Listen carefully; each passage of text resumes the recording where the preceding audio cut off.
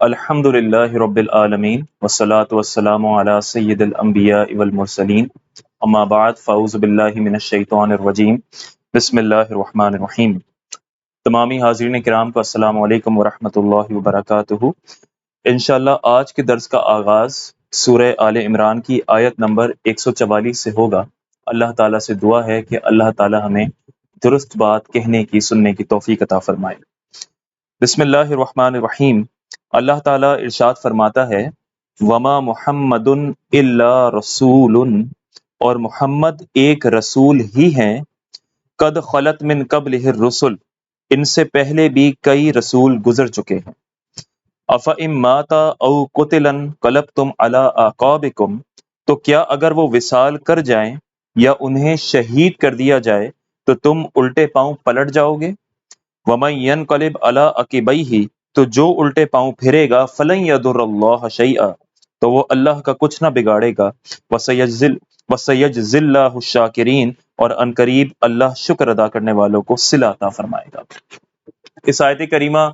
کا back ground وہی غزوہ احد ہے۔ ہر چند آیات میں غزوہ احد کا ہی تذکرہ چل رہا ہے۔ تو جب مسلمانوں پر حملہ ہوا، کئی مسلمان شہید ہوئے، تو کافروں نے یہ بات مشہور کر دی کہ معاذ اللہ نبی پاک صلی اللہ علیہ وسلم شہید ہو چکے ہیں، اور پھر منافقوں نے اس بات کو اور افواہ دی۔ تو پھر کئی ایسے لوگ کہ جن تک یہ خبر پہنچی ان کے دل ٹوٹ گئے، اور وہ انہوں نے شکست تسلیم کر لی اور میدان جنگ چھوڑ کر باہر جانا شروع ہوئے۔ تو جب یہ خبر ملی کہ نہیں ایسا نہیں ہے، رسول اللہ صلی اللہ علیہ وسلم تو بالکل حیات ہے، تو وہ واپس پلٹے اور حضور سے فرمایا کہ ہمارے دل ٹوٹ گئے تھے اور ہم نے ہار تسلیم کر لی۔ تو پھر جب رسول اللہ صلی اللہ علیہ وسلم نے انہیں اس بات کے لیے ملامت فرمایا، تب یہ آیت کریمہ نازل ہوئی کہ وما محمد الا رسول، کہ محمد ایک رسول ہی ہیں، اور اس سے پہلے بھی کئی رسول آئے۔ تو جو ان سے پہلے رسول آئے تھے ان کے پیروکار ان رسولوں کے گزر جانے کے بعد بھی اسی دین پر قائم رہتے تھے اور اسی دین کی مدد کرتے تھے۔ اور پھر اللہ نے فرمایا بالفرض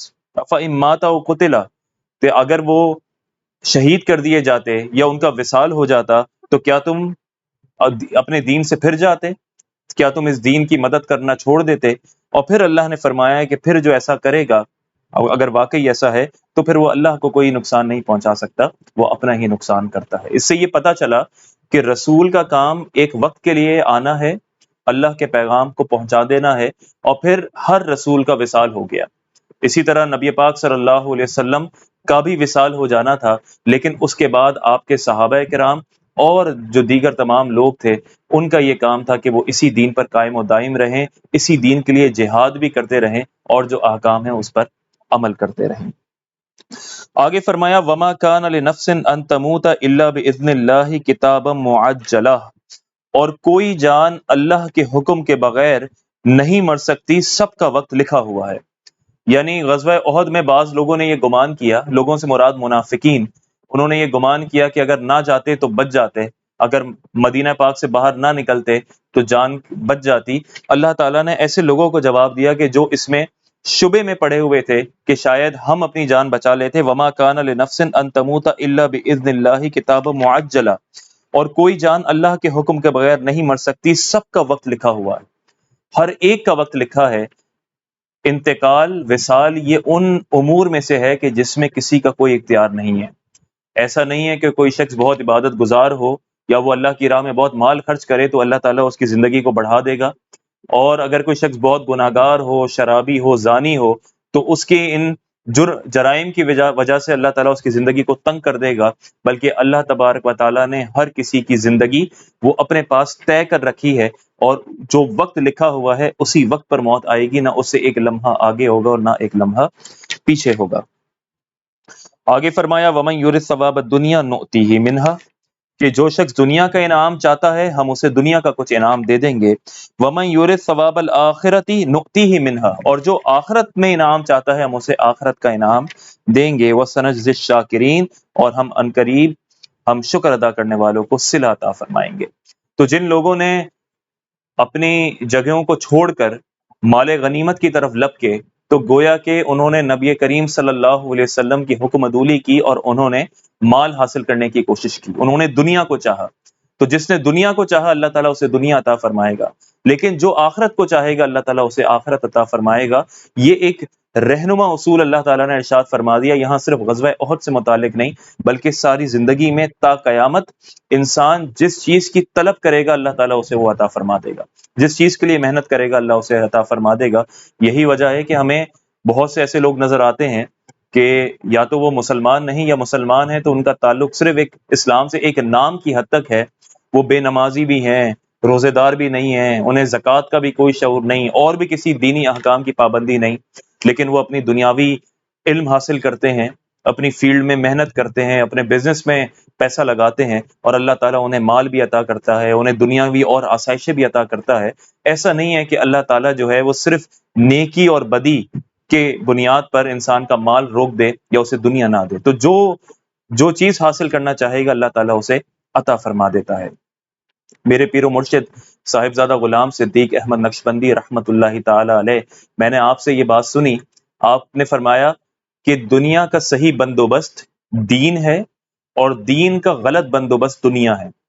یعنی اگر کوئی چاہتا ہے کہ اس کی دنیا کا صحیح انتظام ہو جائے تو بس وہ دین کو پکڑ لے۔ دنیا کا صحیح بندوبست آخرت ہے اور آخرت کا غلط بندوبست دنیا ہے۔ یعنی اگر انسان اپنی آخرت کی فکر کرے تو اس کی دنیا تو سنور ہی جائے گی اور آخرت بھی سنور جائے گی، لیکن آخرت کا غلط بندوبست دنیا ہے۔ یعنی اگر کوئی صرف دنیا میں پڑا رہ گیا اور اس نے صرف دنیا کی طلب کی تو پھر اسے آخرت میں حصہ نہیں ملے گا۔ تو اللہ تعالیٰ سے دعا ہے کہ اللہ تعالیٰ ہمیں دنیا اور آخرت دونوں میں انعامات عطا فرمائے۔ آگے فرمایا وَكَأَيٍّ مِّن نَبِيٍّ قَاتَلَ مَعَهُ رِبِّيُّونَ كَثِيرٌ، اور کتنے ہی انبیاء نے جہاد کیا، ان کے ساتھ بہت سے اللہ والے تھے۔ فما وہنوا لما اصابہم فی سبیل اللہ وما ضعفوا وما استکانوا، اور انہوں نے اللہ کی راہ میں پہنچنے والی تکلیفوں کی وجہ سے نہ تو ہمت ہاری اور نہ کمزوری دکھائی اور نہ دبے۔ واللہ یحب الصابرین، اور اللہ صبر کرنے والوں سے محبت فرماتا ہے۔ اللہ تعالیٰ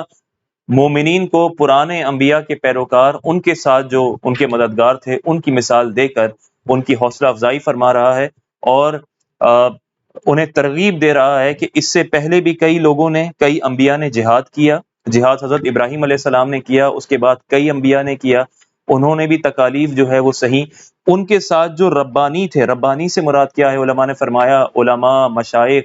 یا متقی لوگ، یعنی جو اللہ کی رضا چاہتے تھے، انہوں نے ان کے ساتھ تکالیف بھی سہی، صبر کیا، ہمت نہ ہاری، کمزوری نہ دکھائی اور نہ سامنے والوں سے دبے بلکہ ڈٹے رہے۔ تو اس کی وجہ سے، اس صبر کی وجہ سے اللہ تعالیٰ ان سے محبت فرماتا ہے۔ واللہ یحب الصابرین، اللہ صبر کرنے والوں سے محبت فرماتا ہے۔ وما کان قولہم، اور یہ جو ربانی تھے، یہ جو لوگ تھے، جب ان پر تکالیف آتی تھی تو یہ شکوہ شکایت نہیں کرتے تھے، یہ بے صبری کا مظاہرہ نہیں کرتے تھے، یا یہ ناشکر گزاری میں نہیں پڑتے تھے، بلکہ ان کا عمل کیا تھا؟ اب اللہ فرماتا ہے وما کان قولہم، اور وہ اپنی اس دعا کے سوا کچھ بھی نہ کہتے تھے، الا ان قالوا ربنا اغفر لنا ذنوبنا واسرافنا فی امرنا، کہ اے ہمارے رب ہمیں بخش دے ہمارے گناہوں کو اور ہمارے معاملے میں جو ہم سے زیادتیاں ہوئیں انہیں بخش دے، وثبت اقدامنا، اور ہمیں ثابت قدمی عطا فرما، وانصرنا علی القوم الکافرین، اور کافر قوم کے مقابلے میں ہماری مدد فرما۔ یعنی وہ بے صبری کا مظاہرہ نہیں کرتے بلکہ ڈٹے رہتے، اپنے ثابت قدم رہتے اور ساتھ ساتھ اللہ سے دعا کرتے، اللہ پر توکل کرتے، اور اس دعا میں بھی صرف یہ نہیں کہتے کہ اللہ ہماری مدد فرما، ہم تیری راہ میں نکلے ہیں، بلکہ ان کا طریقہ یہ تھا کہ وہ پہلے اپنے گناہوں کا اعتراف کرتے اور اپنی زیادتیاں ان سے مغفرت چاہتے، اور پھر یہ دعا کرتے کہ اے اللہ تو ہمیں ثابت قدم بھی رکھ اور ہماری مدد فرما۔ یہاں پہ مفسرین نے فرمایا کہ آپ یہاں پر یہ حسن دیکھیں کہ یہ وہ لوگ ہیں کہ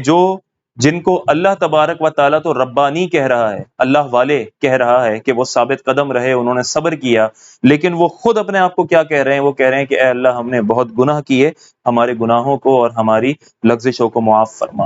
تو اس لیے ہونا ایسا ہی چاہیے کہ اللہ کی نظر میں، اس کے رسول کی نظر میں انسان بہت نیک ہو، متقی ہو، پرہیزگار ہو، لیکن اپنی نظر میں اس کو اپنے صرف گناہ نظر آئیں، وہ اپنے آپ کو گناہگار سمجھے۔ اگر وہ اپنی نظر میں اس نے اپنے آپ کو نیک سمجھنا شروع کر دیا تو بس اس کے بعد اس کی بربادی کا وقت سلسلہ شروع ہو جاتا ہے اور پھر وہ شیطان کے جال میں پھنس جاتا ہے۔ تو ایسا ہی ہونا چاہیے کہ انسان اپنے آپ کو گناہ گار سمجھے اور اللہ کی نگاہ میں اللہ کے پاس اس کا بلند مقام ہو۔ فآتاہم اللہ ثواب الدنیا وحسن ثواب الآخرہ، تو اللہ نے انہیں دنیا کا انعام بھی عطا فرمایا، وحسن ثواب الآخرہ، اور آخرت کا اچھا ثواب بھی۔ یہ جو حسنہ لفظ آیا اس سے پتہ چلا کہ دنیاوی انعام تو عطا فرمایا ہی، یعنی ایسا نہیں ہوا کہ وہ اللہ کی راہ میں انہوں نے دعائیں کی، ثابت قدم رہے، جہاد کیا تو ان سے دنیا چھوٹ گئی، انہیں دنیا کی کوئی آسائشیں نہ ملی۔ نہیں، اللہ نے انہیں دنیا میں بھی راحت عطا فرمائی، لیکن وہ حسن ثواب الآخرہ، آخرت میں اس سے بھی بہتر ثواب عطا فرمایا۔ واللہ یحب المحسنین، اور اللہ نیکی کرنے والوں سے محبت فرماتا ہے۔ یا ایھا الذین آمنوا ان تطیعوا الذین کفروا یردوکم علی اعقابکم فتنقلبوا خاسرین، اے ایمان والو اگر تم کافروں کے کہنے پر چلے تو وہ تمہیں الٹے پاؤں پھیر دیں گے، پھر تم نقصان اٹھا کر پلٹو گے۔ یعنی کافروں کی اگر آپ نے پیروی کی، ان کے احکام ماننا شروع ہو گئے، ان کی فرمائشیں پوری کرنا شروع کر دیں، تو بس پھر وہ تمہیں دین سے دور کر دیں گے اور پھر انسان خسارے کے سوا کچھ نہیں اٹھائے گا۔ آپ دیکھیں کہ کس طرح یہ تو پرانے دور کی بات ہے، آج کے دور میں بھی کس طرح جتنی مسلمان ملک ہیں ان پہ کس طرح پریشر ڈالا جاتا ہے۔ آج پاکستان پر فورن پریشر ہے کہ قادیانیوں کو مسلمان تسلیم کیا جائے، وہ اپنی مسجدیں بنائیں، وہ اپنی عبادت گاہوں کو مسجد کہلائیں، کھل کر تبلیغ کریں۔ یہ باقاعدہ بڑی بڑی گورنمنٹ لیول پہ، باقاعدہ آفیشیل فورمز پہ یہ پریشر ڈالا جاتا ہے کہ انہیں ان کے حقوق دیے جائیں۔ حالانکہ قادیانیوں کو مسلمان تسلیم کرنے کا مطلب یہ ہے کہ آپ نے قرآن کی نفی کر دی۔ اگر آپ نے قادیانی کو مسلمان تسلیم کر لیا تو پھر اب کل ایک عیسائی اٹھ کر کھڑا ہو اور کہے کہ میں آپ کے نبی کو تو نہیں مانتا لیکن ہوں میں بھی مسلمان، اور پھر ہم سے کہیں کہ نہیں، یہ چونکہ اپنے آپ کو مسلمان کہتا ہے اس لیے اسے بھی مسلمان تسلیم کر لو۔ اسی طرح آپ دیکھیں دوسرے این جی اوز آتی ہیں،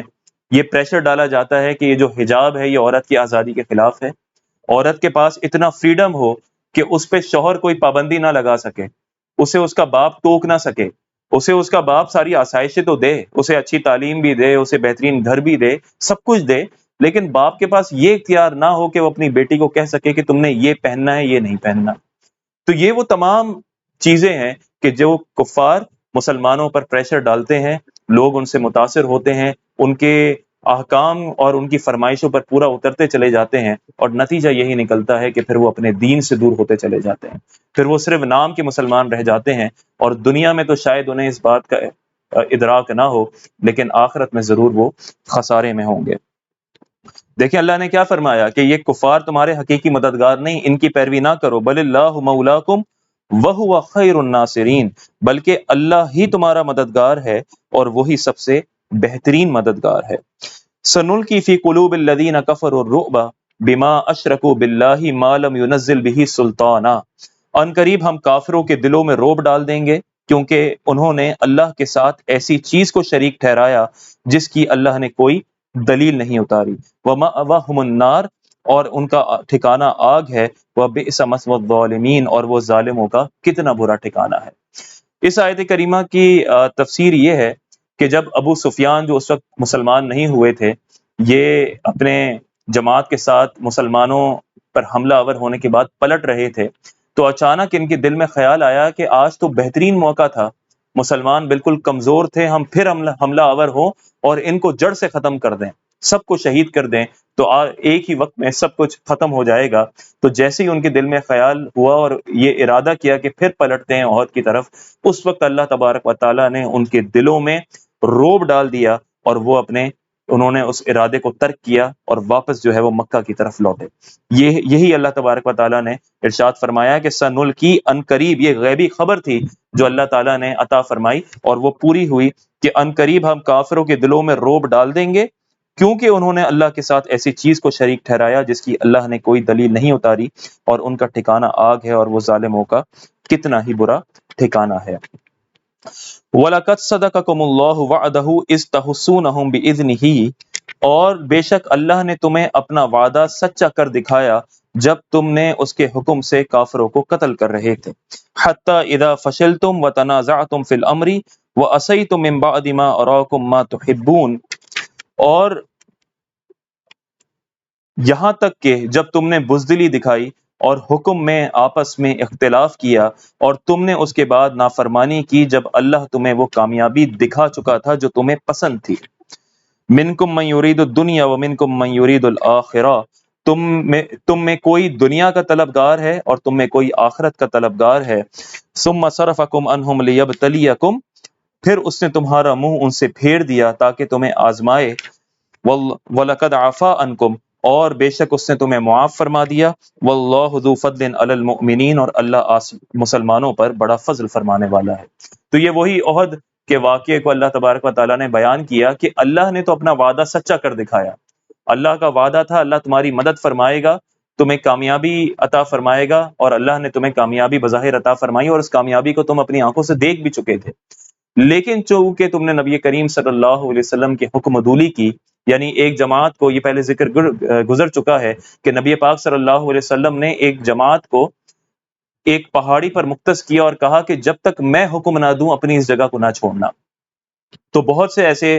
صحابہ کہ جو وہاں پر تیر انداز تھے، جب انہوں نے دیکھا کہ کفار کو شکست ہو چکی ہے تو انہوں نے کہا کہ ہم یہ مقام کیوں نہ چھوڑ دیں اور جا کے مال غنیمت جمع کریں۔ تو ان کے لیڈر کو، جنہیں نبی پاک صلی اللہ علیہ وسلم نے وہاں پر بٹھایا تھا، انہوں نے بہت منع کیا، لیکن چند صحابہ، 8 سے 10 صحابہ کے علاوہ باقی سب نکل پڑے اور سب مال غنیمت جمع کرنے کے لیے پلٹے۔ تو جب وہاں سے حضرت خالد بن ولید جو اس وقت مسلمان نہیں ہوئے تھے، انہوں نے دیکھا تو انہوں نے پیچھے سے وہ حملہ آور ہوئے، اور پھر گھبراہٹ میں اور خوف کے مارے وہ جتنے صحابہ جو وہاں پر رہ گئے تھے وہ بھی شہید کر دیے گئے، اور پھر مسلمانوں کو شکست کا سامنا کرنا پڑا۔ تو اس منظر کو اللہ تبارک و تعالیٰ نے ان آیات کریمہ میں کھل کے بیان فرمایا۔ اور پھر دیکھیں آخر میں کیا بیان فرمایا کہ اللہ پھر اس نے تمہارا منہ ان سے پھیر دیا تاکہ تمہیں آزمائے، اور بے شک اس نے تمہیں معاف فرما دیا، اور اللہ مسلمانوں پر بڑا فضل فرمانے والا ہے۔ تو اس سے یہ پتا چلا کہ وہ صحابہ کہ جو جنگ احد میں کہیں دور چلے گئے خوف اور گھبراہٹ میں، یا وہ جو مال غنیمت جمع کرنے کے لیے انہوں نے اپنی جگہیں چھوڑ دیں،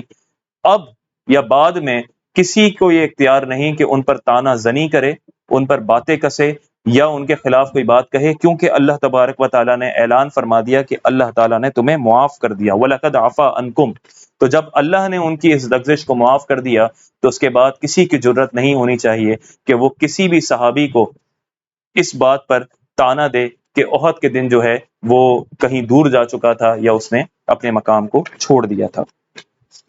آگے فرمایا استسعدون ولا تلوون علی احد والرسول یدعوکم فی اخراکم فاصابکم غما بغم لکی لا تحزنوا علی ما فاتکم ولا ما اصابکم واللہ خبیر بما تعملون، جب تم منہ اٹھائے چلے جا رہے تھے اور کسی کو پیچھے مڑ کر بھی نہ دیکھتے تھے، اور تمہارے پیچھے رہ جانے والی دوسری جماعت میں ہمارے رسول تمہیں پکار رہے تھے، تو اللہ نے تمہیں غم کے بدلے غم دیا، اور معافی اس لیے سنا دی تاکہ جو تمہارے ہاتھ سے نکل گیا نہ تو اس پر غم کرو اور نہ ہی اس تکلیف پر جو تمہیں پہنچی ہے، اور اللہ تمہارے اعمال سے خبردار ہے۔ یعنی اسی منظر کو اللہ نے بیان فرمایا کہ جب کفار نے واپس حملہ کیا، واپس حملہ آور ہوئے، تو مسلمانوں کی جماعت میں بہت گھبراہٹ، بہت خوف پیدا ہو گیا اور وہ بھاگنے لگے۔ تو وہ جماعت جو ثابت قدم تھی، جس میں نبی پاک صلی اللہ علیہ وسلم اور آپ کے اصحاب کھڑے تھے، انہوں نے دور سے آواز دی، وہاں سے آواز دی گئی کہ کھڑے رہو، مقابلہ کرو، لیکن پھر انہوں نے گھبراہٹ میں یہ بات نہ سنی، اور نتیجتاً یہ نقصان اٹھانے والے ہوئے، کئی مسلمان شہید ہوئے۔ لیکن پھر اللہ تبارک و تعالیٰ نے اپنی معافی کا اعلان فرما دیا تاکہ جنگ احد کے بعد جو انہیں غم ہوا، جو وہ کمزور پڑے، اس پر مرہم پٹی ہو جائے اور پھر وہ ثابت قدم ہو جائے۔ آگے اللہ نے فرمایا ثم انزل علیکم من بعد الغم امنۃ نعاسا یغشی طائفۃ منکم وطائفۃ قد احمتهم انفسهم یظنون باللہ غیر الحق ظن الجاہلیہ، پھر اس نے تم پر غم کے بعد چین کی نیند اتاری جو تم میں سے ایک گروہ پر چھا گئی، اور ایک گروہ وہ تھا جسے اپنی جان کی فکر پڑی ہوئی تھی، وہ اللہ پر ناحق گمان کرتے تھے، جاہلیت کے سے گمان۔ یعنی جب جنگ احد ختم ہوئی، بہت سے مسلمان شہید ہوئے، اب اللہ تبارک و تعالیٰ نے جو مخلص مسلمان تھے، ان پر تو نیند طاری کر دی، یہاں تک کہ صحابی فرماتے ہیں، حضرت طلحہ فرماتے ہیں، آپ کی روایت ہے کہ ایسی نیند طاری ہوئی سکون والی کہ ایک ہاتھ سے تلوار پکڑتا تو وہ گر جاتی، اور ان پر سکون طاری ہو گیا تاکہ ان سے غم دور ہو جائے، جو گھبراہٹ تھی، جو خوف تھا، وہ ختم ہو جائے۔ لیکن جو منافقین تھے انہیں یہ نیند نصیب نہ ہوئی، بلکہ وہ بدگمانیاں کرنا شروع ہوئے کہ کیا ہم صحیح راہ پہ ہیں یا نہیں، کیا یہ اللہ کے نبی سچے ہیں یا نہیں، اللہ کی مدد کیوں نہیں آئی، کاش ہم میدان میں نہ آتے تو اپنی جانوں کو بچا لیتے، اللہ نے ہماری مدد کیوں نہ کی، اللہ کہاں تھا۔ تو اس طرح کی بدگمانیاں کرنا شروع ہوئے، ایک دوسرے کو ورغلانا شروع ہوئے۔ اللہ تبارک و تعالیٰ نے اب ان آیات میں ان کے منظر کو ذکر کیا کہ ایک تو وہ گروہ تھا کہ جس پر چین کی نیند اتاری اور اس گروہ پر چھا گئی، اور ایک گروہ وہ تھا جسے اپنی جان کی فکر پڑی ہوئی تھی، وہ اللہ پر ناحق گمان کرتے تھے، جاہلیت کے سے گمان۔ یقولون حل لنا من الامر من شیء، وہ کہہ رہے تھے کہ کیا اس معاملے میں ہمارا بھی کچھ اختیار ہے؟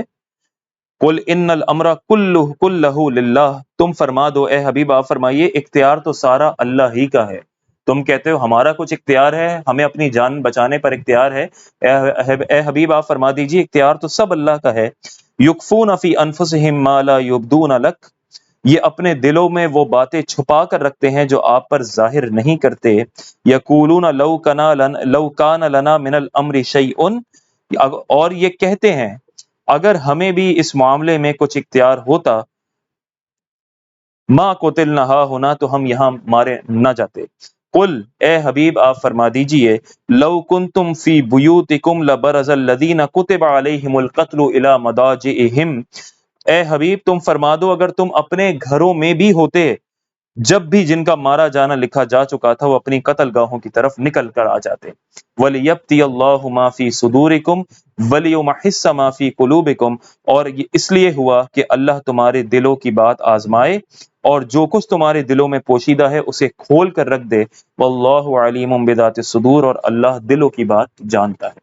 یعنی نبی پاک صلی اللہ علیہ وسلم سے اللہ نے فرمایا کہ اے حبیب آپ ان کو یہ بتا دیجئے کہ اختیار تو سارا اللہ ہی کا ہے، جان بچانے کا، موت کو روک لینے کا اختیار تمہارے پاس نہیں ہے، اور اگر تمہارا یہ گمان ہے کہ تم گھروں میں رہتے تو محفوظ رہتے، تو یہ جان لو کہ جس کا قتل ہو جانا اس مقام پر لکھا جا چکا تھا، جس کا شہید ہونا، جس کا قتل ہونا یہ تقدیر میں تھا، اگر وہ اپنے گھروں میں بھی ہوتے تو بھی وہ خود چل کر اپنی قتل گاہوں تک پہنچ جاتے۔ یہاں پر یہ پتا چلا کہ موت کا صرف وقت متعین نہیں بلکہ موت کا مقام بھی متعین ہے۔ اس لیے جو یہ سمجھتا ہے کہ اگر میں یہ کام کر لوں تو میں یقینی طور پر موت سے بچ جاؤں گا، یا میں اگر یہ ایسا کر لیتا تو موت نہ آتی، یہ سارے دین کی روح سے، عقائد کی روح سے یہ بات غلط ہے، کیونکہ قرآن کریم نے واضح طور پر فرما دیا کہ موت کا وقت متعین، جگہ متعین۔ اس لیے یہاں پر یہ وضاحت ضروری ہے کہ اس کا مطلب یہ نہیں ہے کہ کوئی شخص خودکشی کرنے نکل پڑے، خودکشی کرنا حرام ہے، اور کہے کہ اگر خودکشی اگر میں مر گیا تو اس کا مطلب میری وہ موت کا وقت لکھا تھا، لیکن اپنے عمل کے سبب پھر وہ سخت سزا کاٹے گا۔ اور اس کا یہ مطلب نہیں کہ کوئی شخص علاج نہ کروائے۔ مثلا آج مثال کے طور پہ آپ کووڈ ویکسین کو لے لیں، اگر پوری دنیا میں ایک چیز اپرووڈ ہے، سارے ڈاکٹرز اپروو کر چکے ہیں، سب نے تسلیم شدہ ہے، ہر ایک استعمال کر رہا ہے، اور کچھ لوگ کھڑے ہو کر یہ کہیں کہ اللہ نے اگر زندگی لکھی ہے تو تب بھی ملے گی، اگر مرنا ہوگا ویسے بھی مر جائیں گے، یہ بات تو درست ہے، لیکن علاج کرنا بھی لازم ہے، اپنے آپ کو ہلاکت میں ڈالنا منع ہے۔ تو جس ملحق بیماری کی وجہ سے کئی لوگ ہمارے سامنے ہلاک ہو رہے ہیں، اس میں کوئی شخص کہے کہ میں تو نہیں لگواؤں گا کیونکہ جب موت لکھی ہے اس وقت آنی ہے، تو وہ ضرور آنی ہے، لیکن یہ ممکن ہے کہ اگر آپ اپنا علاج نہ کروائیں تو آپ شدید گناہ گار ہوں کہ آپ اپنی موت کا خود سے سبب بنیں۔ تو یہ اس چیز کو یاد رکھیں، اور یہ سوچ لینا کہ اگر ویکسین لگوا لی تو موت نہیں آئے گی، یہ بھی غلط ہے، کیونکہ ویکسین کا استعمال کرنا اس بات کی ضمانت نہیں کہ اگر موت کا وقت ہے تو وہ ٹل جائے گا۔ موت جس وقت آنی ہے وہ تو آ کے ہی رہے گی، لیکن اللہ تبارک و تعالیٰ نے یہاں پر پکا وعدہ فرما دیا اور پکی بات فرما دی کہ موت جو ہے اس کا وقت متعین ہے اور اسے ٹالا نہیں جا سکتا۔ اس کے بعد اللہ تعالیٰ نے فرمایا ان الذین تولوا منکم یوم التقى الجمعان، اور بے شک تم میں سے وہ لوگ جو اس دن بھاگ گئے جس دن دونوں فوجوں کا مقابلہ ہوا، انما استزلهم الشیطان ببعض ما کسبوا، اور انہیں شیطان ہی نے لغزش دی ان کے بعض اعمال کے باعث، وَلَقَدْ عَفَا اللَّهُ عَنْهُمْ، اور اللہ نے انہیں معاف فرما دیا، ان اللہ غفور حلیم، بے شک اللہ بخشنے والا حلم والا ہے۔ تو جب افراتفری ہوئی، گھبراہٹ ہوئی، خوف ہوا، تو کچھ مسلمان، کچھ صحابہ کافی دور چلے گئے۔ جب احد ختم ہو گیا، نبی پاک صلی اللہ علیہ وسلم واپس لوٹے تو وہ آئے حضور کے پاس، حضور نے فرمایا کہ تم بہت دور چلے گئے تھے۔ تو یہ لغزش ان سے ہوئی شیطان کی سبب، لیکن اللہ نے فرمایا وَلَقَدْ عَفَا اللَّهُ عَنْهُمْ، اللہ نے انہیں معاف فرما دیا۔ تو اب کسی کے اندر یہ جرت نہیں ہونی چاہیے کہ انہیں اس بات پر تانا دے، ان اللہ غفور حلیم، بے شک اللہ بڑا بخشنے والا، بڑا حلم والا ہے۔ تو یہاں پر سورہ آل عمران کی آیت نمبر 155 کا اختتام ہوا اور چوتھے پارے کا 7واں رکوع مکمل ہوا۔ اللہ تعالیٰ سے دعا ہے کہ اللہ تعالیٰ ہمیں اسی طرح قرآن کریم کی تفسیر سننے کی توفیق عطا فرمائے، ہمارے دلوں میں قرآن کا نور عطا فرمائے۔ السلام علیکم ورحمۃ اللہ وبرکاتہ۔